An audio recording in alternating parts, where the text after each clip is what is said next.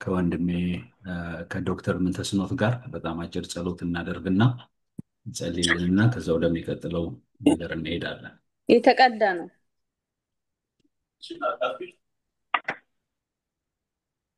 እነዛ ሆስት ወይም ከሆስት በማድረግ የምታግዙ ሰዎች ሚውት በማድረግም እንድታግዙ አደራ እላለሁ። እንጸልያለን። እግዚአብሔር አምላካችንና አባታችን ሆይ ስምህ የተባረከ ይሁን። በሰላምህ ስላሳደርከን እንደገና አዲስ ቀን ስለሰጠህን ተመስገን። እነሆ በቃልህ ማዕድ ዙሪያ ተሰብስበናል። በልጅ በጌታ በኢየሱስ ክርስቶስ ስም እንድታስተምረን ወንድማችን አላዛርን በፍጹም እርዳታህ እንድትረዳው፣ ከንፈሩን እንድትቀባው፣ ሞገስን እንድትሰጠው፣ እኛንም ጌታ ሆይ ጆሮአችንን ልባችንን እንድትባርክልን ሁሉን ላንተ አሳልፈን እንሰጥሃለን። በጌታ በኢየሱስ ክርስቶስ ስም ጸለይን፣ አሜን። አሜን። እግዚአብሔር የተባረከ ይሁን። ጌታን ስለዚህ ማለዳ ደግሞ እጅግ በጣም አድርገን እናመሰግናለን። እግዚአብሔር ረድቶን እንግዲህ ዛሬ ሶስተኛ ክፍለ ጊዜያችን ነው የሚሆነው። እንግዲህ ባለፉት ሳምንታት ሶስት ባለፉት ሁለት ሳምንታት እግዚአብሔር ረድቶን የተመለከትናቸው ሀሳቦች ነበሩ። መጀመሪያ ክፍል መግቢያውን ተመልክተናል፣ ኢንትሮዳክሽን የመጽሐፉን እና ሰፋ ያለ ኢንትሮዳክሽን ሰጥተን ነበረ ያለፍነው። ከዛ ደግሞ በክፍል ሁለት ደግሞ መንፈሳዊ አባትና ልጅ ግንኙነት በሚል ላስት ዊክ ስንማር ነበረ። ዛሬ ደግሞ እግዚአብሔር የሚያስተምረን ነገር አለ ብዬ አስባለሁ። የአዲስ ኪዳን ትሩፋቶች በሚል ሀሳብ ከዛው ከምዕራፍ 1 ቁጥር 1 እና 2 ላይ ካለው ሀሳብ ብቻ ተነስተን ይህንን ነገር እንመለከታለን ማለት ነው። የእግዚአብሔርን ቃል ክፍሉን በማንበብ እንጀምራለን። መድኃኒታችን በጌታ በኢየሱስ ስም አነበዋለሁ። መድኃኒታችን እግዚአብሔር ተስፋችንም ኢየሱስ ክርስቶስ እንዳዘዘው ትእዛዝ የኢየሱስ ክርስቶስ ሐዋርያ የሆነ ጳውሎስ በእምነት እውነተኛ ልጅ ለሆነ ለጢሞቴዎስ ከእግዚአብሔር ከአባታችን ከክርስቶስ ኢየሱስ ከጌታችን ጸጋና ምሕረት ሰላም ይሁን ይላል። እግዚአብሔር አምላክ የተባረከ ይሁን። ያው በቀይ ያደረኩበት እሱን ክፍል ነው እንድንነጋገር ያሰብኩት። የአዲስ ኪዳን ትሩፋቶች በሚል ሐሳብ ከእግዚአብሔር ከአባታችን ከክርስቶስ ኢየሱስም ከጌታችን ጸጋና ምሕረት ሰላም ይሁን ብሎ ጳውሎስ በሰላምታው ለመንፈሳዊ ልጁ ለጢሞቴዎስ ሲናገረው እንመለከታለን። እነዚህ ሶስት ሐሳቦች ጸጋ፣ ምሕረትና ሰላም የሚለው ሐሳብ ፓስተራል ኤፒስተልስ በሚባሉት በዚህ በአንደኛ ጢሞቴዎስ፣ በሁለተኛ ጢሞቴዎስ እና በቲቶ ላይ ብቻ ነው ሶስቱንም አብረን የምንመለከታቸው። ጳውሎስ ከጻፋቸው መልእክቶች ውስጥ እነዚህ ሶስቱ በአንድ ላይ ሆነው የምናገኛቸው እነዚህ ሶስት ክፍሎች ላይ ብቻ ነው። ሌሎቹ የጳውሎስ መልእክቶች ላይ ጸጋና ሰላም እያለ ነው ሰላምታውን የሚያቀርበው ወይም ደግሞ ለነሱ ያለውን ቤስት ዊሽ ወይም ደግሞ ጸሎቱን የሚያቀርበው በዛ መልኩ ነው። በእነዚህ ግን በሶስት መጽሐፍቶች ላይ ግን እነዚህን ሶስት ነገሮች ጸጋንና ምሕረትን ሰላምን ይሁን ብሎ ለጢሞቴዎስ ሲለው እንመለከታለን። መቼም መጽሐፍ ቅዱስ ተማሪ ስትሆኑ እያንዳንዱን ነገር በጣም በትኩረትና በአንክሮ እንድትመለከቱ ነው የሚያደርጋችሁ። ምንም መጽሐፍ ቅዱስ ላይ የተጻፈ ለመጻፍ ያክል የተጻፈ ምንም ሐሳብ የለም። ኢቨን እንኳን እነዚህ ምንድነው ስርዓተ ነጥቦቹ እንኳን በመጽሐፍ ቅዱስ ውስጥ በአገባባቸው መሰረት ስንመለከታቸው እነሱ እንኳን ሚኒንግ አላቸው፣ የሚሰጡት ትርጉም አለ እና ጳውሎስ እንደው በተለምዶ አይደለም ዝም ብሎ እኛ በለመድነው አይነት መልኩ ሰዎችን ሰላም ስንል ወይ ደግሞ ለሰዎች ደብዳቤ ስንጽፍ በምንለው መልኩ መግቢያ የሆነ አይነት መግቢያን ፈጥሮ ብቻ ወደ ሐሳቡ ለመሄድ ያደረገው ጥረት ሳይሆን በዚህ ውስጥም ኢንቴንሽናል የሆነ መልእክት እንዳለው እንመለከታለን ማለት ነው እና ኢንቴንሽናል ነው። ከእግዚአብሔር ከአባታችን ከክርስቶስ ኢየሱስ ከጌታችን ጸጋና ምሕረት ሰላም ይሁን ይላል እና ለምንድን ነው እነዚህን ነገሮች ጳውሎስ ማንሳት ያስፈለገው ነገር ምንድን ነው? ለምን አነሳቸው እነዚህ ነገሮች? ማለት አንደኛ እሱ ሪፖርት ሰምቶ ነው የጢሞቴዎስን አገልግሎት የኤፌሶን ቤተክርስቲያን ያለችበትን ሁኔታ እንደምታስታውሱት በመቄዶንያ ሆኖ በመግቢያው እንደተመለከትነው ያንን ነግረውት ነው ለዛ በዛች ቤተክርስቲያን በኤፌሶን ቤተክርስቲያን ላለው ችግር ወይም ለተፈጠሩ ነገሮች ለመሪዋ ለወጣቱ ጢሞቴዎስ ነው መልእክት እየሰጠው ያለው እና ቀጥታ ወደ ነገሩ መግባት ሲችል ቀጥታ ወደ ተጻፈለት ወይም ደግሞ ቀጥታ ወደ ነገሩት ነገር መግባት ሲችል ለምንድን ነው እነዚህን ነገሮች የሚያነሳው? ጳውሎስ በመልእክቶቹ በሙሉ ከነዚህ ነገሮች መጀመር የሚፈልገው ለምንድን ነው? ለምንድን ነው? በምክንያት ነው። ኢንቴንሽናል ነው። ምህረት ምን ማለት ነው? ጸጋ ምን ማለት ነው? ሰላም ምን ማለት ነው? መጽሐፍ ቅዱስ ስለ እነዚህ ነገሮች ምንድን ነው የሚለውን ነገር እንመለከታለን። ምህረት የመጀመሪያው ነገር ምህረት ምንድን ነው ይለናል መጽሐፍ ቅዱስ። ወይም ደግሞ የተለያዩ ትርጉሞችን ስንመለከትና ቃሉን ስንተረጉመው ምንድን ነው የሚለው? ምህረት አድራጊው አካል ምህረትን ለሚሰጠው አካል በሚዳኝበት ሕግ መሰረት የሚገባውን አጸፋ ምላሽ መስጠት ሲችል፣ በተቃራኒው የማይገባውን ቸርነት የሚያደርግበት መለኮታዊ ባህሪ ምን ይባላል? ምህረት ይባላል። ምህረት ይባላል። ኢትስ ፐርደን ኦፍ ሲን ዴሊቨረንስ ፍሮም ጀጅመንት። ውስጡ ኮምፓሽን ቤንቮለንስ ያለው ነገር ነው። ርኅራኄ ያለው ነገር ነው ምህረት ማለት እና ጳውሎስ ኢንቴንሽናል ሆኖ ነው የሚያነሳው። ከዚህ የሚጀምረው አውቆ ነው። እንደምታውቁት የጳውሎስ ልብ የአገልጋይ ልብ ነው። የተጻፈለት ነገር ምናልባት ወደ ጀጅመንት የሚወስደው ቶሎ አላደለ ውሳኔ እንዲሰጥ የሚጋብዙት ብዙ ነገሮች ወይም የሚያነሳሱት ብዙ ነገሮች ይሰማል። በመካከላቸው ያለው ያልተስተካከለ ነገር ግን ሁል ጊዜ ጳውሎስ የሚጀምረው ከምንድን ነው? ከምህረት ከጸጋና ከሰላም ነው የሚጀምረው። ክብር ለእግዚአብሔር ይሁን። ክብር ለእግዚአብሔር ይሁን። በሚቀጥለው ደግሞ ስንመለከት ጸጋ ግሬስ፣ በጣም የምንወደው የእግዚአብሔር እኔ በህይወቴ በቃ አንድ አንደርስታንድ አድርጌ በህይወት ማለፍ የምትፈልገው ነገር ምንድን ነው ብባል ጸጋ ነው። ጸጋ ነው። ጸጋ የሚገርም የመጽሐፍ ቅዱስ የአዲስ ኪዳን ኮንሰፕት ነው። በዚህ ሐሳብ ላይ ብቻ ብዙ የእግዚአብሔር ሰዎች በጣም ብዙም ቮሊዩም ያለው መጽሐፍ ጽፈዋል። ጸጋ ምንድን ነው? ከእግዚአብሔር እንዲያው የተቸረ በጎነትና መልካምነት በእግዚአብሔር ፊት ተቀባይነት ማግኘት እግዚአብሔር ማዳኑን ማጽደቁን ለሰዎች በክርስቶስ በኩል የገለጠበት በሕግ የመታሰርና የሥጋ ትምክህት የሌለበት ስጦታ ነው ይላል። አክሴፕተንስ፣ ጸጋ፣ በእግዚአብሔር ተቀባይነት ማግኘት። ታውቃላችሁ አይደለ? በሰዎች ተቀባይነት ስናገኝ በጣም ደስ ይለናል። በተለያየ ስልጣን ባላቸው ሰዎች ዘንድ ተቀባይነት ስናገኝ በጣም ደስ ይለናል። እኛ ግን ተቀባይነትን ያገኘ ነው ከሰዎች አይደለም፣ ከባለስልጣናት አይደለም፣ ሰማይና ምድርን ከሰራ ከእግዚአብሔር ዘንድ ነው። ይሄ እግዚአብሔር ደግሞ ፍጹም ቅዱስ ነው፣ ፍጹም ንጹሕ ነው። እኛን ሊቀበል የሚችልበት ሌላ ምክንያት አልነበረውም። ግን እንዲቀበል ያደረገው ነገር ምንድን ነው ካልን ጸጋ ይባላል። ነፃ ስጦታ፣ ነፃ ስጦታ። እግዚአብሔር ራሱ ለራሱ ስጦታ ሰጠ።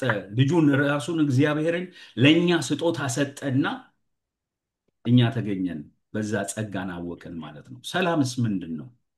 ብዙ በምድር ላይ የሚፈለግ ሰዎች የሚታገሉለት፣ ሰላም ለማግኘት ጦርነት ውስጥ የሚገባበት፣ ሰላም የብዙዎች ጥያቄ የሆነበት፣ በየትኛውም ኮርነር በአሁኑ ሰዓት ያሉ ሰዎች የሚጠይቁት ጥያቄ አንዱ ምንድን ነው? ሰላም ነው።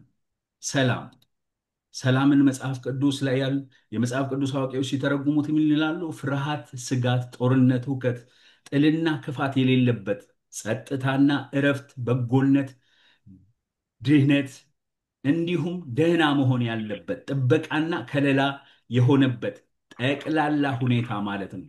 ሰላም በሰው ሕይወት ከውጫዊነቱ በላይ ውስጣዊ መሆኑ ይታመናል ይላሉ። ክብር ለእግዚአብሔር ይሁን እና ጳውሎስ ሲጀምር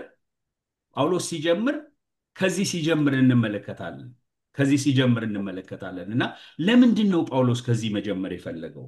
ማለት ብዙ የሰማው ነገር አለ፣ እንዲስተካከል የሚያስፈልግ ነገር አለ። የኤፌሶን ቤተክርስቲያን ውስጥ ለጢሞቴዎስ እንዲያውም ብዘገይ እንኳን እንዴት በእግዚአብሔር ቤት መኖር እንደሚገባኝ እንጽፍልሃለሁ ብሎ እርጀንት የሆኑ መሴጆች አሉት። ግን እነዛ እርጀንት የሆኑ መሴጆች እያሉ ጸጋ፣ ሰላምና ምሕረትን ለምን አስቀደመ? ለምን አስቀደመ? የመጀመሪያው ያስቀደመበት ምክንያት ወደ ትክክለኛ አቅጣጫ ሊመራቸው ስለፈለገ ነው። ወደ ትክክለኛው አቅጣጫ ሊመራቸው ስለፈለገ ነው። እዚህ በስዕሉ ላይ ለማሳየት እንደሞከርኩት ታውቃላችሁ አይደለ? አሁን እኛን የተጠረዘ እንደዚህም በመጽሐፍ መልክ መጽሐፍ ቅዱስ እጃችን ላይ ያለው ደብዳቤዎች ሲላኩ ስክሮለሮቹ ሲመጡ ሁሉም ተሰብስበው ሲያነቡ ከጳውሎስ ሊሰሙ የሚፈልጉት ነገር አለ። በኤፌሶን ቤተክርስቲያን የተፈጠሩ ችግሮች አሉ። ለዛ ሶሉሽን ይሰጠናል ብለው የሚጠብቁበት አጠባበቅ አለ እና የኔ ኢሹ አለ፣ የአንደኛው ኢሹ አለ እና በቃ የኔን ነገር ይነካዋል ብለው እያሰቡ የኔን ነገር ይናገራል፣ ይሄንን ሐሳብ ያነሳዋል ብለው እያሰቡ እያለ ጳውሎስ ግን ከዛ አይጀምርም። ክብር ለእግዚአብሔር ይሁን። ከዛ አይጀምርም። ወደ ትክክለኛ አቅጣጫ ሊመራቸው ስለፈለገ ከዛ አይጀምርም። መቼም ሰው ከሚፈልገው ነገር አለመጀመር ጥሩ ነው። እንዳገልጋይ እግዚአብሔር ከሚፈልገው ነገር መጀመር ጥሩ ነው። ጳውሎስ ብዙ ነገር ይሰማል፣ ስለ ጻፋችሁልኝ ነገር እያለ ቆሮንቶስም ላይ የጻፉለት ነገር አለ። ግን ሲጀምር አሁንም እዛም ቦታ ላይ ስትመለከቱ ጸጋ፣ ሰላም፣ ክብር ለእግዚአብሔር ይሁን። ሰዎችን ወደ ትክክለኛ መንገድ የምንመራቸው የሚፈልጉትን ነገር በመንገር አይደለም፣ የሚያስፈልጋቸውን ነገር በመንገር ነው። እግዚአብሔር ለነሱ ያለውን ነገር በመንገር ነው። እና ጳውሎስ ይሄ የገባው አገልጋይ ስለሆነ እነሱ የሚፈልጉት ነገር ጋር ሳይሆን የሚጀምረው የሚያስፈልጋቸውን ነገር ነው የሚጀምርላቸው። የሚያስፈልጋችሁ ምንድን ነው ይላቸዋል? ጸጋ፣ ምሕረትና ሰላም። ክብር ለእግዚአብሔር። አሁንም ወገኖቼ ሰዎችን ወደ ትክክለኛ መንገድ መምራት ካስፈለገ እነዚህ ነገሮች ቁልፎች ናቸው፣ ቁልፎች ናቸው። በኤፌሶን ቤተክርስቲያን ሐሰተኛ አስተማሪዎች አሉ። በጣም ብዙ ችግር አለ። ግን ያንን ሁሉ ቅርጽ የሚያስይዘው ምንድን ነው? ምሕረት ነው፣ ጸጋ ነው፣ ሰላም ነው። ክብር ለእግዚአብሔር ይሁን። እነዚህ ሶስት ነገሮች በኤፌሶን ቤተክርስቲያን በጣም ተናግተዋል። ክርክር አለ፣ ጥል አለ፣ ሰላም የለም። ምሕረት የሚለውን ኮንሰፕት የሚረዱበት አረዳድ የተበላሸ ነው። ምክንያቱም ሐሰተኛ አስተማሪዎች ስላሉ ጸጋና ምሕረት የሚገኘው በዚህ መንገድ ነው ብለው የሚያስተምሩበት ሮንግ የሆነ መንገድ አለ። ጳውሎስ ግን ሊመልሳቸው ስለፈለገ ምንድን ነው የሚያደርገው? ወደ ትክክለኛው አቅጣጫ ለመመለስ ከምን ይጀምራል? ከምሕረት ይጀምራል። ከምሕረት ይጀምራል። አንዳንድ ጊዜ ታውቃላችሁ፣ ኢትዮጵያ ውስጥ አንድ የሰማሁት ወደ ገደለው ይሏቸዋል አይደል? የሆነ ነገር ስታወሩ ወደ ገደለው እና ጳውሎስን ማለት ከጻፈው መልእክት ጋር ተነስታችሁ ስትመለከቱ ወዲያው ወደ ገደለው ነገር አይገባላችሁም። ወዲያው ወደ ገደለው ወደምትሉት ወደሚፈለገው ይሹ አይገባም። ሰው ሊሰማ ወደሚፈልገው ነገር አይገባም። ከምን ይጀምራል? ከጸጋና ከሰላም ይጀምራል። ወደ ገደለው ሳይሆን ወደ ተሞተለት ነገር ነው ጳውሎስ የሚገባው ቶሎ ብሎ። ኢየሱስ ወደ ሞተለት ነገር፣ ጸጋ፣ ምሕረት፣ ሰላም፣ በዚህ መጀመር ወገኖቼ ዋና ነገር ነው ለአገልጋይ። ኢሹ ሶልቭ እንዲያደርግ ቢሆንም የጻፉለት ወይም ደግሞ ሪፖርት ያቀረቡለት እሱ ግን ከዚህ ነው የሚጀምረው። ሁለተኛ ጳውሎስ በመልእክቱ እነዚህን ነገሮች መጥቀስ ያስፈለገበት ምክንያት ምንድን ነው? ጳውሎስ እይታው ይሄ ስለሆነ ነው። እይታው በእነዚህ የአዲስ ኪዳን ትሩፋቶች የተቃኘ ስለሆነ ነው። ጳውሎስ ነገሮችን ከምሕረት ከጸጋና ከሰላም ውጪ መመልከት አይችልም። ክብር ለእግዚአብሔር ይሁን። እነዚህ እሴቶቹ ናቸው፣ ቫሊዩ ሲስተሞቹ ናቸው። አንድን ነገር ሮንግና ራይት ብሎ የሚለካው በእነዚህ መነጽሮች ነው የሚመለከተው። የጳውሎስ መነጽር ብዬ እዚህ ጋ ያስቀመጥኩት ነገር አለ። እንደው እኔ ቪዥዋል ማድረግ በጣም እወዳለሁ እና ለራሴም ቪዥዋል በማድረግ ስለሆነ ብዙ ነገሮች እንትን ማድረገው የጳውሎስ መነጽር ሁል ጊዜ ማየት የሚፈልገው ትሩ ክራይስት ነው። በክርስቶስ በኩል ነው ነገሮችን ሁሉ የሚቃኘው። ከስሜቱ አይደለም፣ ከሚያውቀው ነገር ተነስቶ አይደለም፣ ካገለገለው ከኤክስፒሪየንሱ አይደለም። ሁሉም ነገሮች እንደ አዲስ ከምን አንጻር ነው የሚመለከተው ጳውሎስ ካልን፣ ጳውሎስ የሚመለከተው ከመስቀሉ አንጻር ነው፣ ከክርስቶስ አንጻር ነው። እና በመስቀሉ በክርስቶስ በኩል ደግሞ ሲመለከት የክርስቶስ መስቀልና የክርስቶስ ስራ የመጀመሪያ የሚወስዳችሁ ስፍራ ካለ ምሕረት፣ ሰላምና ጸጋ የሚባሉ ቦታዎች ለሰዎች ምሕረት አድራጊ፣ ለሰዎች ጸጋ የምታካፍሉ ነው የሚያደርጋችሁ። ለሰዎች ሰላምን የምታካፍሉ ነው የሚያደርጋችሁ። እና ጳውሎስ ከዛ የሚጀምርበት ምክንያት ምንድን ነው? መነጽሩ አስገድዶት ነው ያደረገው መነጽር። ታውቃላችሁ አይደለ? በሐዋርያት ሥራ ምዕራፍ 9 ላይ ያ ቅርፊት ከዓይኑ ከወደቀለት በኋላ ዓይኖቹ የተከፈቱለት ሰው ነውና የሚያደርገው ነገር ሁሉ ለሰዎች ሲጸልይ፣ ለቤተ ክርስቲያናት ሲጸልይ፣ ራሱ ለኤፌሶን ሰዎች ሲጸልይ እንኳን የጸለየላቸው ጸሎት ምንድን ነው? የውስጣችሁ ዓይኖች የልቦናችሁ ዓይኖች ሲበሩ የመቅራቱ ተስፋ ምን እንደሆነ ታውቁ ዘንድ በቅዱሳን ዘንድ ያለው የክብር ባለጠግነት ምን እንደሆነ ታውቁ ዘንድ እያለ ስለ ዓይን መከፈት ይጸልያል። ለገላትያ ሰዎች ደግሞ ኢየሱስ ክርስቶስ በፊታችሁ እንደተሳለ ሆኖ ተስሎ ነበረ፣ ይህን እንዳታስተውሉ አዚምን ያደረገባችሁ ማን ነው ይላል። ማለት እሱ ራሱ የሚመለከትበት መነጽር ምንድን ነው? ኢየሱስ ክርስቶስን እየተመለከተ ነው የሚሄደው፣ የሚጓዘው፣ የሚያደርገውን ነገር የሚያደርገው፣ የሚያገለግለውን አገልግሎት የሚያገለግለው። ዛሬ ምን አይነት መነጽር አድርገን ይሆን የምናገለግለው? ምን እያየን ይሆን? በምን መልኩ ነገሮችን በየትኛው በኩል እየተመለከትናቸው ይሆን? ጳውሎስ ግን ሌላ መነጽር የለውም አላደል። በቃ የሚፈለገውን ነገር መናገር የማይችለው ጳውሎስ ያደረገው መነጽር በጣም ያስገድደዋል። ሌላ ነገር ማየት አይችልም። በክርስቶስ በኩል ብቻ ነው መመልከት የሚችለው። በጸጋ በኩል ብቻ ነው መመልከት የሚችለው። በሰላም በኩል ብቻ ነው መመልከት የሚችለው። በምህረት በኩል ብቻ ነው መመልከት የሚችለው። በጣም ኬሮስ በበዛበት የበዛባቸው ቤት አብያተ ክርስቲያናት ሲጽፉለት የሚጀምረው ከዚህ ነው። ክብር ለእግዚአብሔር ይሁን። እግዚአብሔር ዓይኖቻችንን ይክፈትልን። ከዚህ ነገር መጀመር እንዴት መልካም ነው! በህይወታችን በአገልግሎታችን ከጸጋ ከሰላምና ከፍቅር ማነው ከጸጋ ከሰላምና ከምህረት መጀመር እንዴት ትልቅ ነገር ነው! እና ሁለተኛው ምክንያት ምንድን ነው? እይታው በእነዚህ በአዲስ ኪዳን ትሩፋቶች የተቃኘ ስለሆነ ነው። ጸጋ፣ ምህረት፣ ሰላም ብሎ የሚጀምረው ማለት ነው ጳውሎስ። እና በእነዚህ መጀመር ጥሩ ነው። አንዳንድ ጊዜ ወገኖቼ ታስክ ኦሪየንትድ የሆኑ ሰዎች አሉ። ማለት በቃ የሆነ ወደሚያደርጉት ነገር ብቻ ትኩረታቸው ነው። ጳውሎስ ወደ እነሱ ወደፈለጉት ነገር ብቻ ወይም እሱ ሊያደርገው ወደፈለገው ነገር ብቻ አይደለም የሚዘለው።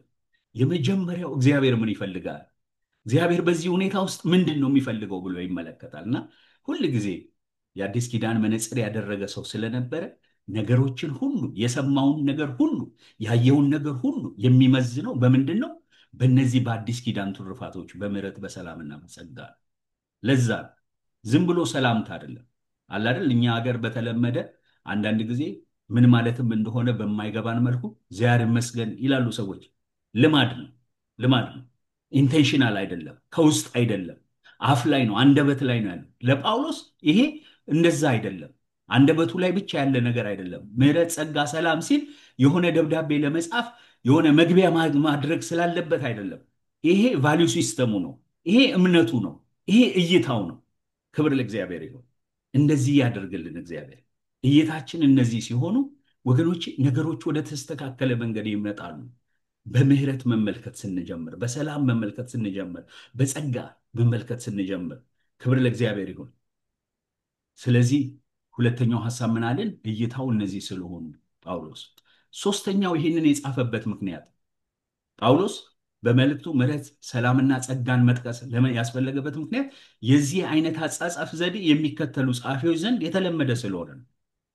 ሄሌኒስቲክ ስታይል የሚጽፉ ሰዎች ጳውሎስ የሚከተለው የአጻጻፍ ዘዴ ደብዳቤዎቹን ሲጽፍ የሚከተላቸው የአጻጻፍ ዘዴዎች አሉና የሚከተለው ይሄ አጻጻፍ ዘዴ እንደዚህ አይነት ስለነበረ በመግቢያቸው ላይ ብዙ ጊዜ ደብዳቤ ሲጽፉ እነዚህ ጸሐፊዎች በጽሁፎቻቸው ሀተታ ውስጥ ወይም ደግሞ በደብዳቤው መካከለኛ ሐሳብ ላይ ሊያነሷቸው የሚፈልጓቸውን ሐሳቦች በመግቢያና በሰላምታቸው ውስጥ ማንሳት የተለመደ ነበር።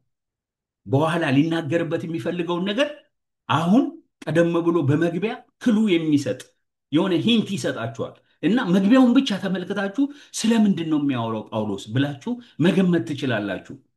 ጸጋ፣ ምህረት፣ ሰላም። አሁንም ለጢሞቴዎስ የጻፈለት ይህ መጽሐፍ ምንድን ነው መልእክቱ ከተባለ ምህረት፣ ጸጋና ሰላም፣ ክርስቶስን መምሰል የሚችለው ሰው እንዴት ነው? ምህረት፣ ጸጋና ሰላም በሰው ህይወት ውስጥ ሲገኝ ነው። ምህረት፣ ጸጋና ሰላም የሰው ቫልዩ ሲስተም ሲሆን ነው። ምህረት፣ ጸጋና ሰላም የሰው እይታ ሲሆን ነው። ክብር ለእግዚአብሔር ይሁን። እና እነዚህ ሄሌኒስቲክ ስታይል የሚከተሉ ጸሐፊዎች በመግቢያቸው ይህንን ይከተሉ ስለነበረ በኋላ በሀተታ መልኩ በምዕራፍ 2 በምዕራፍ 3 ምናምን እያሉ የሚቀጥሉትን ሐሳብ በመግቢያቸው ላይ በእጣሬ መልኩ ማስቀመጥ የተለመደ ስለነበረ ታውቃላችሁ አይደለ?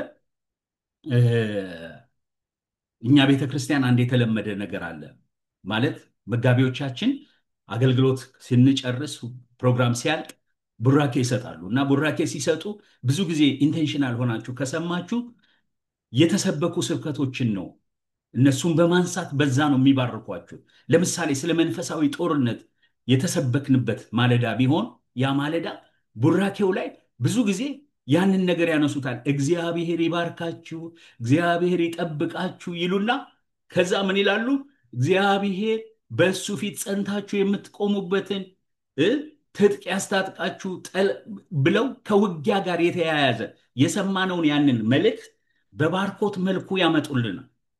ጳውሎስ በኋላ ሊናገር የሚፈልጋቸውን ነገሮች አሁን እዚህ ጋር በእጣሬ መልኩ እየነገራቸው ነው እና የእኛን ቤተ ክርስቲያን የመጨረሻዋን ባርኮቷን ብቻ ወስዳችሁ ፓስተር ኃይሉ ወይም ፓስተር መሌ ወይ ፓስተር ሮቤል የባረኩንን ባርኮት ብቻ ወስዳችሁ መልእክቱን ላልሰማ ቸርች ላልነበረ ሰው እሱን ብታሰሙት መልእክቱ ስለምን ሊሆን እንደሚችል ወይም ደግሞ መልእክቱ ስለምን እንደነበረ መገመት አያቅተው።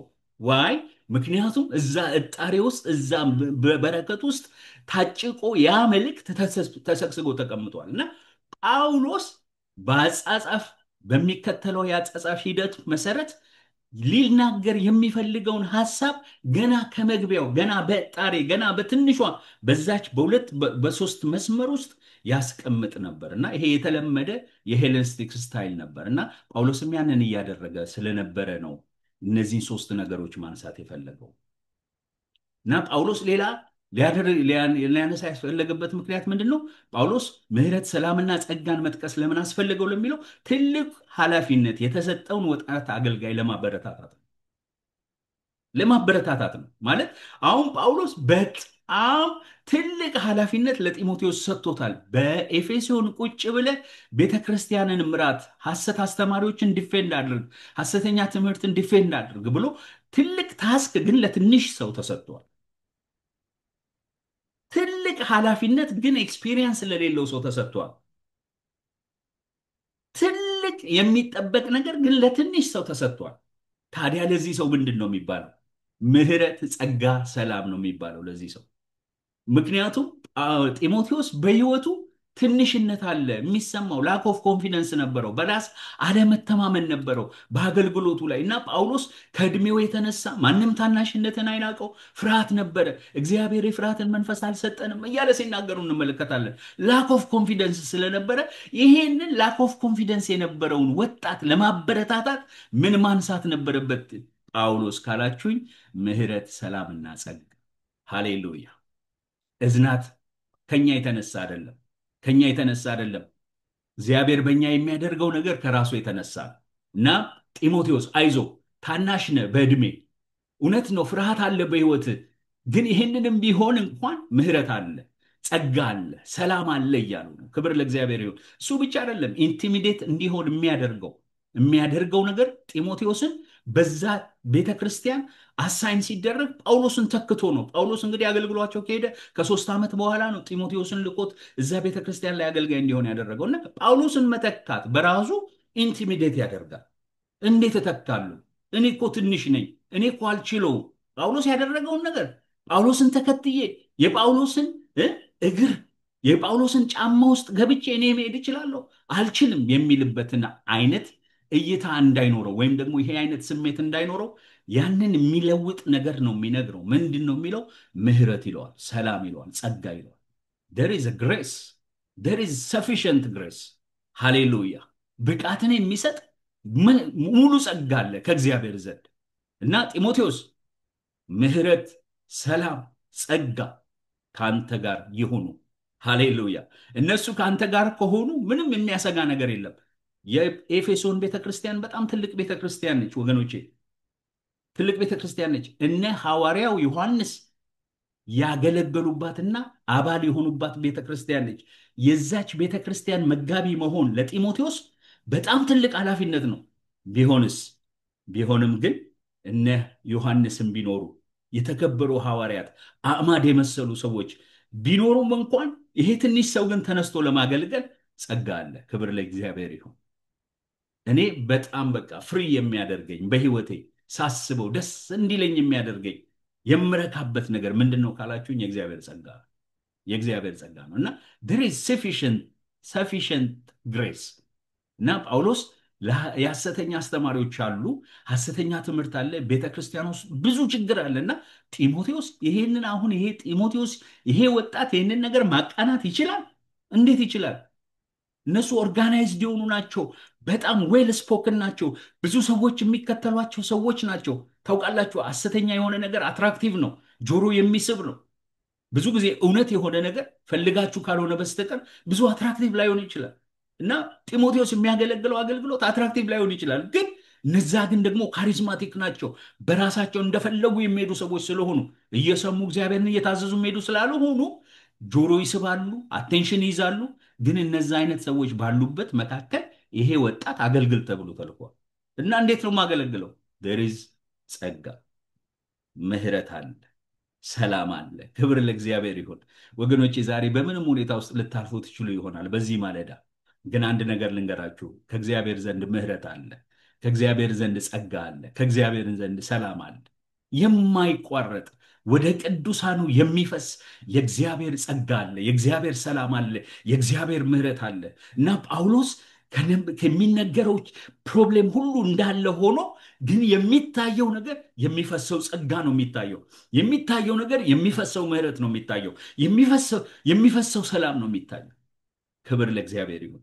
ዛሬ ካለንበት ሁኔታ ከሁሉ ነገራችን በላይ ሊያደርገን የሚችል የእግዚአብሔር ምህረት አለ፣ የእግዚአብሔር ሰላም አለ፣ የእግዚአብሔር ጸጋ አለ። ወገኖቼ የእግዚአብሔር ጸጋ አለ። እና ለዚህ ገና ለጀማሪው ለጢሞቴዎስ ለጀማሪው አገልጋይ ምንድን ነው የሚለው? አይዞ ጢሞቴዎስ ባዶ አይደለም፣ ግን አይዞ ባዶ አይደለም። ምን አለ? ምህረት አለ፣ ሰላም አለ፣ ጸጋ አለ እያለ ሲነግረው እንመለከታለን። ስለዚህ ትልቅ ኃላፊነት የተሰጠው ወጣት አገልጋይ ለማበረታታት ነው። አንዱ ማን ነው? ጳውሎስ ይህንን ነገር ሊያነሳ አይፈለግም። በአምስተኛ ደረጃ የሐሰት አስተማሪዎችን ትምህርትና ፍሬዎቻቸውን ለመቃወም ይህንን ያነሳበት ምክንያት በኤፌሶን ምሕረትና ጸጋ ሰላም የሚገኘው በዚህ መንገድ ነው ብለው የሚያስተምሩ ሐሰተኛ አስተማሪዎች ነበሩ። ለምሳሌ የሕግ አስተማሪዎች በጸጋ ሳይሆን በሕግ ነው፣ ሕጉን በመጠበቅ ነው፣ እግዚአብሔር ለሙሴ የሰጠውን ሕጉን ስርዓቱን በመጠበቅ በዓላትን በመጠበቅ ነው ሰው መዳን የሚችለው። መዳን ውስጥ ነው ደግሞ እነዚህ ምሕረት ጸጋና ሰላም ያሉት። እና እነዛን ነገሮች የኛ ማድረግ የምንችለው ምን ሲሆን ነው? በህግ ብቻ በህግ ወይም ደግሞ ብቻ ሳይሆን ክርስቶስ ብቻ ሳይሆን ጸጋው ብቻ ሳይሆን ግን ፕላስ አንድ የሆነም ደግሞ ተጨማሪ ነገር ያስፈልጋል፣ ህግ ያስፈልጋል እያሉ ህግን ከክርስቶስ ጋር የሚደብሉ ሐሰተኛ አስተማሪዎች ነበሩ እና ኖስቲሳውያን ነበሩ። በእምነት ሳይሆን በእውቀትን ነው፣ በማወቅ ነው፣ ራስን በማወቅ ነው፣ መለኮታዊ ማንነትን በመረዳት ነው። እያንዳንዱ ሰው መለኮታዊ ማንነት አለው እያሉ ይሄ ምሕረት ጸጋና ሰላም ሰው የሚድነው በዛ ሳይሆን ራሱን በማወቅ ነው፣ ዲቫይን ኔቸሩን በቃ ከልቲቬት አድርጎ በማውጣት ነው ብለው የሚያስተምሩ ሰዎች ስለነበሩ ያንን ለመቃወም ነው ምን የጻፈው ጳውሎስ ምሕረት ሰላምና ጸጋ እና በኋላ በምን እንደሚገኙ ይነግረናል። የትውልዶች ቆጠራ አስተማሪዎች ነበሩ። የአብርሃም ልጅነትን በማረጋገጥ ብቻ ነው መዳን የሚገኘው እና ደግሞ ስንድን ነው ደግሞ ምሕረት ጸጋና ሰላም የኛ የሚሆኑት እና ለመዳን ደግሞ የአብርሃም ልጅነት መረጋገጥ አለበት እያሉ ራሳቸውን ከአብርሃም ጋር ለማጠጋጋት የሚደረግ ባዶ የሆነ የትውልድ ቆጠራ ወይም የዘር ቆጠራ ነበራቸው። ከንቱ የሆነ ምንም የማያደርግ የማይጠቅም ነገር ነበራቸው። ግን ጳውሎስ ለእነዚህም ሰዎች ምንድን ነው የሚላቸው? ምሕረት ሰላምና ጸጋ ይላቸዋል። ከዚህ የተነሳ ደግሞ በቤተ ክርስቲያኗ ውስጥ ክርክርና ጥል ነበረ፣ መከፋፈል ነበረ። ስለዚህ ከዚህ የተነሳ ምን ይላቸዋል? ከክርክር ይልቅ ከማመን ይልቅ ክርክር ስለነበረ፣ ውሸት፣ የሐሰተኛ ታሪኮች በመካከል ስለነበሩ፣ ከንቱ ንግግር፣ መለፍለፍ በመካከል ስለነበረ አሁን ጳውሎስ ሽፍት ሊያደርጋቸው ፈልጓል። ከዚህ ነገር ሊያወጣቸው ፈልጓል። ግን ከዚህ ነገር መውጫው መንገዱ ምሕረት፣ ሰላምና ጸጋ ነው እና ጳውሎስ በዚህ ምክንያት ነው እነዚህን ነገሮች መጻፍ ያስፈለገው። ቶሎ ቶሎ ብዬ የአዲስ ኪዳን ትሩፋቶች በሰው ሕይወት ታዲያ እውን የሚሆኑት እንዴት ነው? እነዚህ ምሕረት፣ ጸጋና ሰላም በእኛ ሕይወት እውነት እንዲሁም የሚሆኑት እንዴት ነው? ጳውሎስ በሚጽፍላቸው በኤፌሶን ባሉ ምዕመናን መካከል እነዚህ ሶስት ነገሮች እውን የሚሆኑት እንዴት ነው? እንዴት ነው? የአዲስ ኪዳን ትሩፋቶች በሰው ሕይወት እውን የሚሆኑት እንዴት ነው? እነዚህ ትሩፋቶች የሚለው ሐሳብ ሌገሲ ማለት ነው። የአዲስ ኪዳን ሌገሲ መጽሐፍ ቅዱስ አዲስ ኪዳን ትቶልን የሄደው ነገር ምንድን ነው? ትቶልን የሄደው ነገር ምንድን ነው? ምሕረት፣ ጸጋና ሰላም ነው። አዲስ ኪዳንንም የተዋወቅ ነው በእነዚህ ነው። አዲስ ኪዳን ትቶልን የሚሄደው ነገር እነዚህ ነው። ለዛ ነው የአዲስ ኪዳን ትሩፋቶች ያልኩት ሌጋሲ ኦፍ ኒው ቴስተመንት። ክብር ለእግዚአብሔር ይሁን። የአዲስ ኪዳን ትሩፋቶች በሰው ሕይወት እውን የሚሆኑት እንዴት ነው? የመጀመሪያው ጳውሎስ የሚነግረን እነዚህ ትሩፋቶች በሰው ሕይወት እውን እንዲሆኑ ካስፈለገ ምንጩ እግዚአብሔር መሆኑን በመረዳት ነው ይለናል። ምን ይለናል? እዛው ክፍል ላይ ከእግዚአብሔር ለጢሞቴዎስ ከእግዚአብሔር ከአባታችን ከክርስቶስ ኢየሱስ ጸጋና ምሕረት ሰላም የሚሆን ከእግዚአብሔር ምንጩ እግዚአብሔር ነው። የምን? የሰላም ምንጩ እግዚአብሔር ነው። የምን? የምህረት ምንጩ እግዚአብሔር ነው። የምን? የጸጋ ምንጭ እግዚአብሔር መሆኑን ብቻ በመረዳት ነው። ስለዚህ ከእግዚአብሔር ሶርስ ነው የሚናገረው። እነዚህ ፕሪፖዚሽንስ በመጽሐፍ ቅዱስም ስታጠኑ፣ የትኛውንም ሊትሬቸር ስታጠኑ ፕሪፖዚሽንስ በራሳቸው የሚሰጡት ሚኒንግ አለ እና ይሄ ከ የሚለው ፍሮም የሚለው የሚያሳየው ምንድን ነው? ኦሪጂንን ነው፣ ሶርስን ነው፣ ኢኒሺያልን ነው ማለት መነሻን ነው የሚያሳየው እና ከእግዚአብሔር ይለዋል። ከእግዚአብሔር ከሌላ ቦታ አይደለም። ከእግዚአብሔር ምሕረት፣ ጸጋና ሰላም ከየት? ከእግዚአብሔር። አሁን በኤፌሶን ምሕረት፣ ጸጋና ሰላም ከሌላ ቦታ እየተፈለገ ያለበት ሁኔታ ነው ያለው። ጳውሎስ ግን ለጢሞቴዎስ ምን ይለዋል? አይደለም አይደለም፣ የሚገኘው ከየት ነው? ከእግዚአብሔር ከእግዚአብሔር ወደ ምንጩ ሲወስደው፣ ወደ መገኛው ሲወስደው ነው የምንመለከተው። ክብር ለእግዚአብሔር ይሁን ወገኖቼ። የሁሉ ነገር መገኛ እግዚአብሔር ነው በእኛ ህይወት። አሜን። እግዚአብሔር ነው፣ እግዚአብሔር ነው የሁሉ ነገር መገኛ በህይወታችን እግዚአብሔር ነው። ከኛ የሆነ ነገር አይደለም። እነዛ የሐሰት አስተማሪዎች ወደ ራሳችሁ ነው የሚመልሷችሁ። እንዲህ ብታደርግ፣ ብትጾም፣ ብትጸልይ፣ የሆነ አላደር መጽዋዕትን ብታደርግ፣ ህጉን ብትጠብቅ፣ እንዲህ ብታደርግ ከዛ በኋላ ምን ይሆናል? ምሕረት፣ ጸጋና ሰላም በህይወት ይኖራሉ። መገኛው ሪሶርሱ ምንድን ነው? አንተ ነህ። አንተ የምታደርገው ያንተ ምንድን ነው? ስራ ነው የሚል ትምህርት ነበራቸው። ጳውሎስ ግን አይደለም አይደለም አይደለም አይደለም፣ እግዚአብሔር ከእግዚአብሔር ነው። መነሻው ከእግዚአብሔር ነው፣ ከሰው አይደለም። ጸጋ፣ ምሕረትና ሰላም የኛ ውጤቶች አይደሉም። የኛ የሥራ የልፋት ውጤቶች አይደሉም። እንዲያው በጸጋ እንዲያው በባዶ እንዲያው ዝም ተብሎ የተሰጠን ነው። ነገሩ ቺፕ ባይሆንም ግን ነፃ ተደርጎ ነው የተሰጠን። ነፃ ተደርጎ ነው የተሰጠን። የሁሉ ነገር መገኛ እግዚአብሔር ነው። ይልቁንም ደግሞ የድነታችን መገኛ እግዚአብሔር ነው። ድነት ውስጥ ነው እነዚህ ሶስት ነገሮች ያሉት፣ ምሕረት፣ ጸጋና ሰላም ያሉት እና እግዚአብሔር አብ ድነትን አዘጋጀ። እግዚአብሔር አብ ድነትን አዘጋጀ። ድነታችንን እኛ ያመነጨነው ነገር አይደለም። እኛ የጀመርነው ጅማሬ አይደለም። እኛ እግዚአብሔርን ስለወደድን ያገኘነው ነገር አይደለም ወገኖቼ። ጅማሬው ማን ነው? ጀማሪው ማን ነው? እግዚአብሔር ነው። ኢኒሺየትድ ሳልቬሽንን ኢኒሺየት ያደረገው ማን ነው? እግዚአብሔር አብ ነው። እግዚአብሔር ወልድ ደግሞ ህይወቱን በመስጠት ያንን ነገር አኮምፕሊሽ ያደረገ። ሳልቬሽንን ምን አደረገ? አኮምፕሊሽ ያደረገ። እግዚአብሔር መንፈስ ቅዱስ ደግሞ ደህንነትን በህይወታችን ተረጎመው፣ አፕላይ አደረገው። ሳልቬሽንን በህይወታችን አፕላይ ያደረገው። ስለዚህ የኛ ውጤት የለበትም፣ የሥላሴ ውጤት ነው። ምኑ? ጸጋ፣ ምሕረትና ሰላም። ስለዚህ ለጢሞቴዎስ አንድ ሜክሹር እንዲሆን የሚፈልገው ነገር ምንድን ነው? አይደለም እነሱ እንደሚያስተምሩት አይደለም አይደለም። ጸጋና ምሕረት፣ ሰላም የሚገኙት ከየት ነው? ከእግዚአብሔር ነው። ከእግዚአብሔር ነው። ከእግዚአብሔር ነው። ክብር ለእግዚአብሔር ይሁን ወገኖቼ። ከእግዚአብሔር ነው የተሰጣችሁ ነገር። ያገኛችሁት ህይወት ምንጩ እግዚአብሔር ነው። ከእናንተ ኮንትሪቢዩት ያደረጋችሁት ያዋጣችሁት ምንም ነገር የለም። ምንም ነገር የለም። አሁን በኤፌሶን ያሉ ቅዱሳን መካከል ያሉ ሐሰተኛ አስተማሪዎች ኖ ኖ ኖ ኖ እኛም ማዋጣት አለብን፣ ለመዳናችን የሆነ ነገርማ ማድረግ አለብን፣ መዳን በክርስቶስ ብቻ የሚለው ነገር አልተስማማቸውም። ግን እግዚአብሔር ቃል ማነው ጳውሎስ በእግዚአብሔር ቃል በዚህ ክፍል ላይ ምን ይላል? ከእግዚአብሔር ይላል። ስለዚህ ሪሶርሱን ብቻ ሲያሳየው እንመለከታለን። ከጊዜ አንጻር ወደሚቀጥለው ይሄዳለሁ። ስለዚህ የመጀመሪያው ምን አለን? ምንጩን በመረዳት ነው። ምን የሚያስፈልገው? እነዚህ እሴቶች በህይወታችን እነዚህ ትሩፋቶች በህይወታችን እውነት እንዲሆኑ ካስፈለገ ምንጩ እግዚአብሔር መሆኑን ምን ማለት መረዳት። ክብር ለእግዚአብሔር ይሁን። በሁለተኛ ደረጃ የምንመለከተው የእግዚአብሔር ልጅ በመሆን ወደ ሰው እንደሚፈሱ በመረዳት ነው። ከእግዚአብሔር ይለውና ከዛ በኋላ ከእግዚአብሔር ብቻ ብሎ አይለቀውም። ምንድን ነው የሚለው? ከአባታችን ኦልሬዲ እኮ ብሎታል። እግዚአብሔር አይደል እንደ አባታችን ለምን ማለት አስፈለገው? ግን ሚኒንግ አለው። ከእግዚአብሔር ሶርስ ነው። ከእግዚአብሔር ሶርስ ነው። እግዚአብሔር መገኛው ነው። ሰላም፣ ጸጋና ምሕረት የተገኙበት ያለበት ሶርስ ነው። ከአባታችን የሚለው ግን ደግሞ ሪሌሽንሽፕ ነው። ክብር ለእግዚአብሔር ይሁን። ከእግዚአብሔር የሚገኙም ቢሆን ከእግዚአብሔር የሚገኘውን ነገር ማግኛው መንገድ ልጅነት ይባላል። የእግዚአብሔር ልጅ በመሆን ወደ ሰው እንደሚፈሱ ይሄንን መረዳት ያስፈልጋል። ምሕረት፣ ጸጋና ሰላም ሌላ መንገድ የላቸውም። ወደ ሰው የሚመጡበት ብቸኛ መንገድ ልጅነት ይባላል።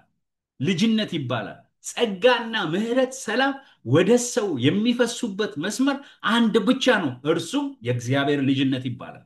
ክብር ለእግዚአብሔር ይሁን። እና ጳውሎስ ሊያስታውሰው ይፈልጋል። ምሕረት፣ ጸጋና ሰላም ይለውና ከእግዚአብሔር አለው። ሶርሱ ከእግዚአብሔር ነው። ግን ከእግዚአብሔር ጋር ያለውን ነገር ወደ አንተ ህይወት ማምጣት የምትችለው በኤፌሶን ያሉ ቅዱሳን ወደ ህይወታቸው ሊያመጡ የሚችሉት በምን መልኩ ነው ከተባለ በአባትና በልጅ ግንኙነት ከእግዚአብሔር ጋር ባለ በመወለድ ነው። የእግዚአብሔር ልጅ በመሆን ነው። ክብር ለእግዚአብሔር ይሁን። በእግዚአብሔር ግምጃ ቤት ያለውን ነገር ሁሉ አክሰስ ማድረግ የምንችለው በሌላ መንገድ አይደለም፣ በልጅነት ነው። ክብር ለእግዚአብሔር ይሁን። ኢየሱስ ክርስቶስ ደሙን ባፈሰሰበት በዛ መንገድ ሄደን የእግዚአብሔር ልጆች ተብለን ልንጠራ አብ እንዴት ያለውን ፍቅር እንደሰጠን እዩ እንደተባለ በዛ ልጅነትን ካገኘን በኋላ የእግዚአብሔር የሆነው ሁሉ የማን ነው? የኛ ይሆናል ማለት ነው። ጸጋና ምሕረት፣ ሰላም የማን ናቸው? የእግዚአብሔር ናቸው። እግዚአብሔር ጋር ያሉ ናቸው። ግን የእግዚአብሔር ጋር ያሉትን ነገሮች የኛ የምናደርገው እንዴት ነው? ከአባታችን ልጆች በመሆን ነው፣ በመወለድ ነው፣ ዳግም ልደትን በማግኘት ነው። እና በሌላ ጉዳይ አይደለም። የሆነ ህግን በመጠበቅ አይደለም፣ ወይም ደግሞ የተለያዩ ተረቶችን በማብዛት አይደለም፣ ክርክሮችን፣ የተለያዩ ነገሮችን በማድረግ አይደለም። ማነው ጢሞቴዎስ ይሄ ጸጋና ምሕረት፣ ሰላም እውን የሚሆነው በምን መንገድ ነው? ከአባታችን። እግዚአብሔር አባት ሲሆን ብቻ ነው። እኛ ደግሞ ልጆች ስንሆን ብቻ ነው። እና ይሄ ግንኙነቱ እንዴት ነው? እዚህ ጋር ታዩታላችሁ አይደል? በስዕል ላስቀምጥ እንደሞከርኩት ትልቅ እጅ አለ፣ ወደ ትንሽ እጅ አለ እና በመካከል መስቀል አለ። መስቀል መካከለኛ ሆኖ ካላገናኘ፣ ኮኔክት ካላደረገ በስተቀር ይሄ ወደ ሰው ህይወት አይፈስም። ምሕረት፣ ጸጋና ሰላም ወደ ሰው ህይወት አይፈስም። ብቸኛ ሊፈስ የሚችልበት መንገድ ምንድን ነው? ልጅነት ይባላል። ስለዚህ ልጅነትን ስበክ እያለው ነው። ክብር ለእግዚአብሔር ይሁን። የእግዚአብሔር ልጆች ተብለን ልንጠራ አብ እንዴት ያለውን ጸጋን ፍቅር እንደሰጠን እዩ። እንዲሁም ደግሞ ምንድን ነን ይላል? ከእግዚአብሔር ከአባታችን ከክርስቶስ ኢየሱስ ከጌታችንም ጸጋና ምሕረት፣ ሰላም ለአንተ ይሁን። ክብር ለእግዚአብሔር ይሁን። እና በሁለተኛ ደረጃ ምንድን ነው የሚለው? የመጀመሪያው እግዚአብሔር ሶርስ መሆኑን መረዳት ነው። እነዚህ የሚገኙት ከእግዚአብሔር እንደሆነ ነው። ሁለተኛ ከእግዚአብሔር የሆኑትን ግን ወደኛ ቤት የምናመጣበት ወደኛ ህይወት የምናመጣበት መንገድ ግን ምንድን ነው? ልጅነት ነው። ልጅነት ነው። ከአባታችን ይለዋል። ክብር ለእግዚአብሔር ይሁን። በሶስተኛ ደረጃ ከታይም አንጻር ቶሎ ቶሎ ብዬ ነው የምናገረው። በሶስተኛ ደረጃ እዛው ክፍል ላይ ምን ይለዋል? ከክርስቶስ ኢየሱስ ከጌታችን ጸጋና ምሕረት ሰላም የሚሆን ከክርስቶስ ኢየሱስ ከጌታችን በክርስቶስ ኢየሱስ በጌታችን በኩል መሆኑን በመረዳት ነው። እነዚህ ምሕረት፣ ጸጋና ሰላም እግዚአብሔር ወደ ሰው ህይወት የሚያመጣበት መንገድ ምንድን ነው ከተባለ በክርስቶስ ኢየሱስ በጌታችን በኩል መሆኑን በመረዳት ነው። ክብር ለእግዚአብሔር ይሁን። እና አሁን ሌላ መንገድ አይደለም የሚያስፈልገው። እነዚህም ሶስት ነገሮች ምሕረት፣ ጸጋና ሰላም በህይወት እንዲፈሱ፣ በአገልግሎት እንዲፈሱ፣ በቤተ ክርስቲያን እንዲፈሱ፣ በኤፌሶን እንዲፈሱ ካስፈለገ፣ ጢሞቴዎስ በአንተም አገልግሎትና ህይወት እንዲፈሱ ካስፈለገ መገኛው፣ መምጫው፣ መንገዱ እነዛ መጀመሪያው ሶርስ ነው አልኳቸው አይደለ? ከእግዚአብሔር አለ። ከዛ ሪሌሽንሽፕ መኖር አለበት ከእግዚአብሔር ጋር አልን።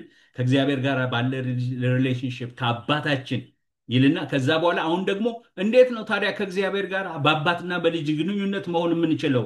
እነዚህን ሶስት ነገሮች አክሰስ ለማድረግ የምንችለው በምንድን ነው ሲል ብለን ስንጠይቀው ደግሞ ጳውሎስ ምን ይላል? በክርስቶስ በኢየሱስ በጌታችን በኩል መሆኑን በመረዳት ነው ይላል። ክብር ለእግዚአብሔር። እግዚአብሔር ያለውን ነገር ሁሉ አክሰስ ያደረግንበት መንገድ ክርስቶስ ይባላል። ክብር ለእግዚአብሔር ይሁን። በኢየሱስ ክርስቶስ በኩል መግባትን አገኘን ይላል። ወዴት? ወደ እግዚአብሔር መግባትን አገኘን። እግዚአብሔር ወዳለበት መግባትን አገኘን። እግዚአብሔር ያለበት ቦታ እግዚአብሔር ያለው ነገር አለ። እግዚአብሔር ያለውን ነገር ለማግኘት በክርስቶስ መግባት ያስፈልጋል። የእግዚአብሔር ልጅነት ያስፈልጋል። እና እዚህ ጋር ሌላ ነገር አይደለም፣ ሌላ መንገድ አይደለም የሚያስፈልገው። እና እዚህ ጋር ብዙ አይነት የሚያስተምሩ ሰዎች ስላሉ መግቢያው መንገድ ሌላ አይደለም፣ ህግም አይደለም፣ ኖስቲሳዊነትም አይደለም፣ ከእንደገና ደግሞ የትውልዶች ቆጠራም አይደለም።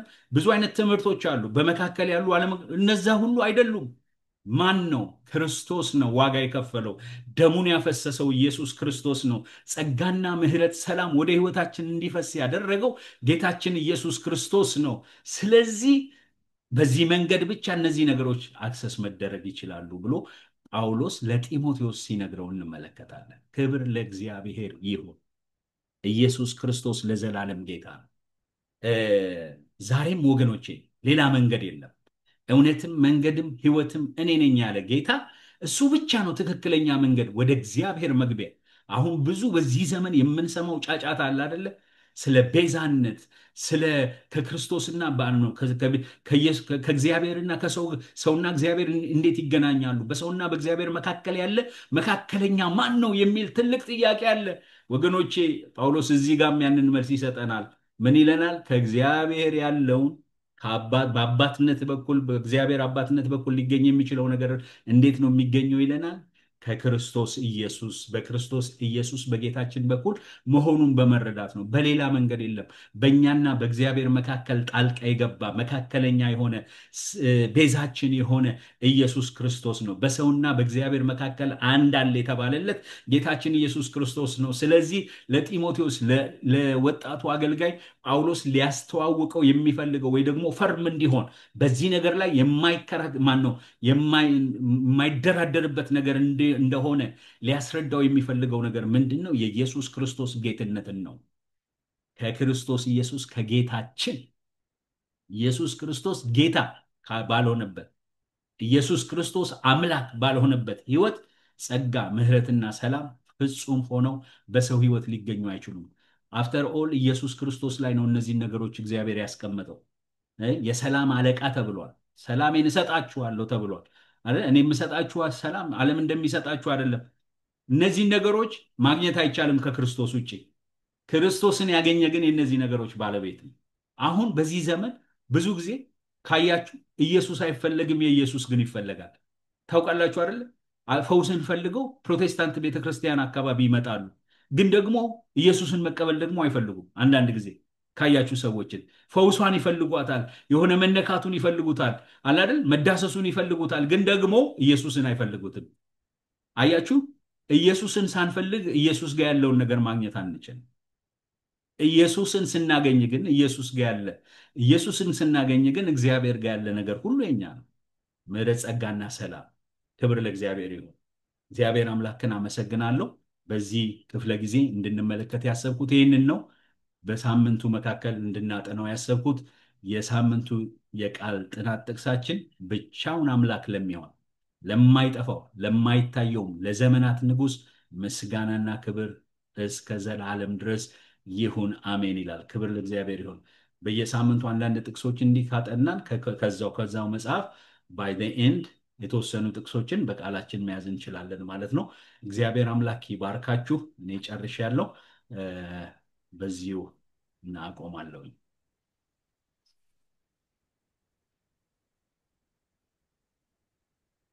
ጥያቄ ካላችሁ ጥያቄያችሁን ብትልኩልኝ ወይም ደግሞ ብትነግሩኝ አሁን መመለስ እንችላለን።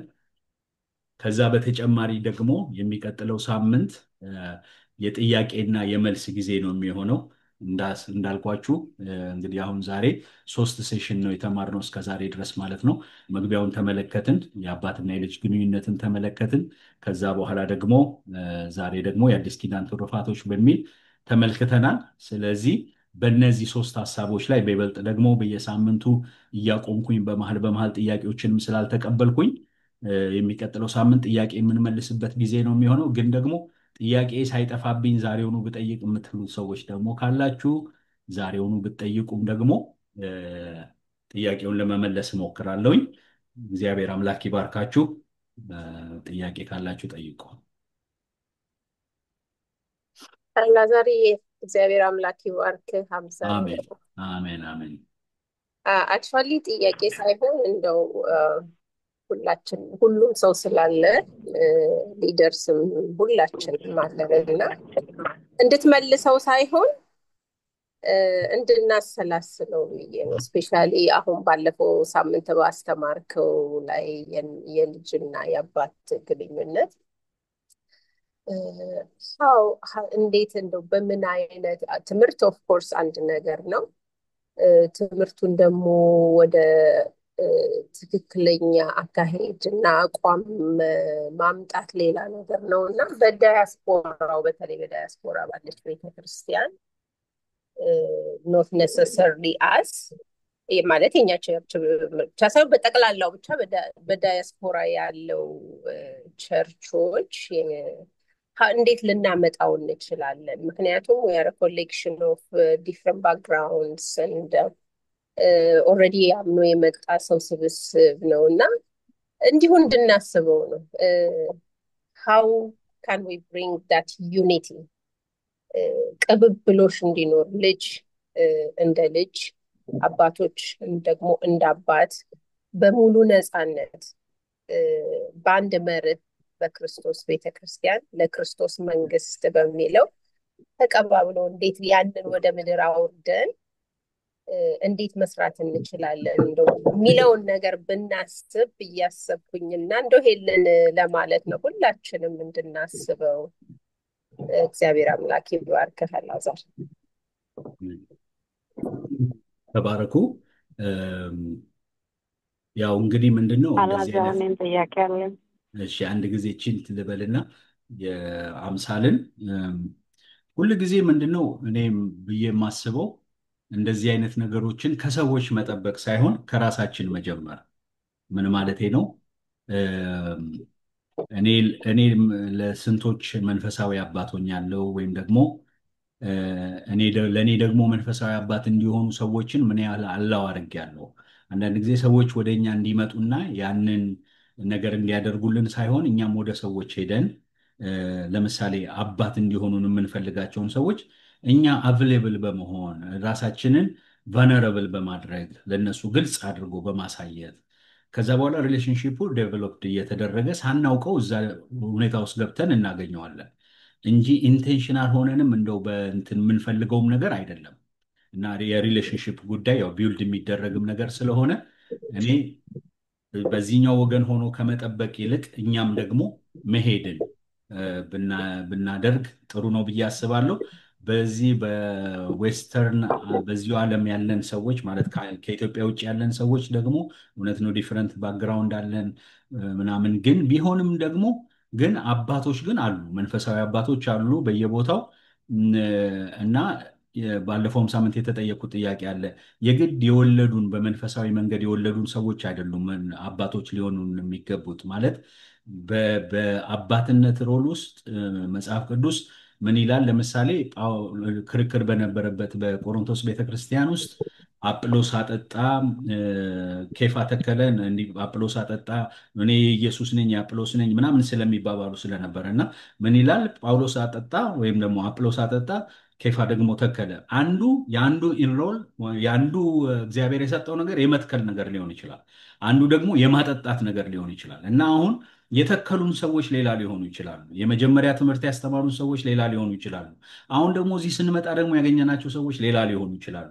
ግን ሁለቱም ሮል አላቸው፣ ሁለቱም አባቶች ናቸው። እና ያው አባትነት እንግዲህ በስጋም ስታውቁት አዶፕሽንም አባትነት ነው፣ ደግሞ በስጋ መውለድም አባትነት ነው አይደለ? ስለዚህ ሁለቱንም ማየት ብንችል እና አላደል እንዴት ነው እነዚህ ሰዎች አዲስ ያገኘናቸው ናቸው ብለን ብሎክ ባናደርግ፣ ኦፕን ብናደርግ፣ ራሳችንን ለሰዎች መስጠት ብንችል፣ ክፍት ማድረግ ብንችል እና ደግሞ መጠየቅም ራሱ እኔ በቃ ይህንን ፓርትን ወድጃለሁና እንደው መንፈሳዊ አባቴ እንድትሆን እፈልጋለሁ ብለን ማለት ብንችል ጥሩ ይሆናል። ወደሚቀጥለው ጥያቄ ሰዓት ወሰድኩኝ። ይሰማል አላዛር? አዎ አዎ አዎ። የኔ ጥያቄ ምንድነው ሁሉንም ቸርች የሚያካል የኛንም ጨምሮ ማለት ነው በሳምንት አንድ ቀን የምንማራቸው ወይም እንትኖች ናቸው አባት የሚያስብላቸው ወይስ አንተ ውስጥ ያለውን ነገር አይተው ፐርፐዝሊ አይተው የሚያወጡ ሰዎችና አንተን የሚያሳድጉ ናቸው አባት የሚባሉት? ሁለተኛ የሪሌሽንሽፕ ጉዳይ ነው ብለሃል። በር ካልተከፈተ ለአንድ ሰው ለእንደዚህ አይነት ነገር በር ካልከፈተልህ እንዴት አድርገህ ነው ልትጠይቅ የምትችለው? አባቱ ነኝ ለማለትም የበር መከፈት ጉዳይ አለበት፣ የመነጋገር የመወያየት። ዝም ብለህ ሰውን አባቱ ነኝ ስለማትል ማለት ነው። እና ይሄንን እንዴት ታየዋለህ ነው የኔ ጥያቄ። ተባረክ። አዎ የመጀመሪያው በየሰንዴው አንዴ የሚያስተምሩን ሰዎች አባት የሚለው ሀሳብ ምንድነው? እኔ ምንድነው አስተማሪዎች ሁሉ አባት ናቸው ብዬ አላምንም። አባትነት ልብ ነው እንጂ እንትንም አይደለም ማለት ብቃትም አይደለም። ወርሰም እንዴት ብዬ ልንገራችሁ? እኔ አሁን አባቴ የሆነው ልክ በመንፈሳዊ እንደዛ ነው። የኔ አባት አሁን አባቴ የሆነው የሆነ ነገር ስላለው ወይም ብቁ ስለሆነ ምናምን አይደለም። አባት ከሆነ በኋላ ነው ያለውንም ነገር ያወቁት። ምን ለማለት ብዬ ነው? ልብ ነው የሚያስፈልገው። አባትነት ልብ ነው፣ ልብ ነው። በቃ ስለ ልብ ነው ያወራነው። እና ያንን ልብ እንዴት ነው ማግኘት የምንችለው? ምናልባት እነዛ ሰዎች ከዚህ በፊት በነበራቸው ኤክስፔሪየንስ በዚህ አይነት መንገድ ሄደው የተጎዱ ሰዎች ሊሆኑ ይችላሉ። በተለያየ መንገድ የተለያየ ነገር ሀፕን አድርጎ ሊሆን ስለሚችል እነዛን ሰዎች መቅረብ ብንችል፣ ራሳችን አሁንም የምለው ምንድን ነው እኛ ወደ ሰዎቹ መሄድ ብንችል። አይነው በር ቢዘጋም የተዘጋም ቢመስል አንዳንዴ ደግሞ የእኛም አሰምሽን ነው የተዘጋም ላይሆን ይችላል። ምናልባት አንዳንድ ሰዎች በቃ እንደዚህ ናቸው፣ እናንተ መታችሁ እስከምታናግሯቸው ወይም ደግሞ እናንተ እስከምትቀርቧቸው ድረስ እነሱ ጋር ያለውን ነገር መረዳት የማትችሏቸው ሰዎች አሉ እና ካያችኋቸው በኋላ ዋው እኔ እንዲህ መሆንህን አላውቅም ትላላችሁ አይደል? ሰውን ልክ እንደዛም ሊሆን ይችላል። እና ራሳችንን ቫነረብል አድርገን ያንን ነገር ሊንኩን ማበጀት ብንችል፣ ሪሌሽንሽፑን መፍጠር ብንችል ብዬ እላለሁኝ። አይ ቲንክ የመለስኩ ይመስለኛል። ሌላ ጥያቄ ከሌለ ሰዓታችን እየሄደ ነው። በቃ የመሳሰሉትን ጥያቄዎች ያሏችሁ ሰዎች አሁንም የተጠየቁትን ጥያቄዎች ሞር ክላሪፋይ እናደርጋለን የሚቀጥለው ሳምንት። እግዚአብሔር አምላክ ይባርካችሁ። በእኔ በኩል ጨርሻለሁ። ሰላም ተባብለን መውጣት እንችላለን።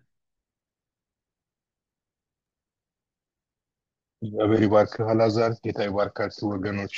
ሰላም ዋሉ። አሜን አሜን። አሜን። ተባረኩ። እግዚአብሔር ይባርካቸው። አሜን። ተባረኩ። ተባረክ አላዛር፣ ይብዛልህ ጸጋ። ዳርክ ዘመን እግዚአብሔር ይባርክልን። ባይ ይባረክ። ተባረኩ። ተባረክ አላዛርዬ። አሜን። አሜን። ተባረክ አላዛርዬ። ወገኖች ሰላም ዋሉ። አሜን። ዋሉ። ተባረክ አላዛርዬ። አሜን። አሜን። ሰላም ዋሉ።